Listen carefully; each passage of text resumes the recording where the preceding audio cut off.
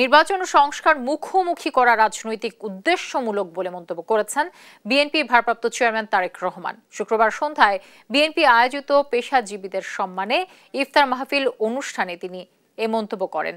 বলেন, সংস্কার কখনো শেষ হয় না, এটি চলমান প্রক্রিয়া। যারা বলছে সংস্কার শেষে নির্বাচনের কথা, তারা রাজনৈতিক চক্রান্ত করছে। দেশের স্বৈরাচারের দোসরদের পুনর্বাসনের কোনো সুযোগ দেয়া যাবে না বলেও মন্তব্য করেন তিনি। নেতাকর্মীদের উদ্দেশ্যে বলেন, বর্তমান পরিস্থিতিতে নেতাকর্মীদের কথা ও কাজে দায়িত্বশীলতার পরিচয় দিতে হবে। বর্তমানে সংস্কার এবং নির্বাচনকে দৃশ্যত যেভাবে মুখোমুখি করে ফেলা হয়েছে, এটি নিঃসন্দেহে রাজনৈতিক উদ্দেশ্যমূলক।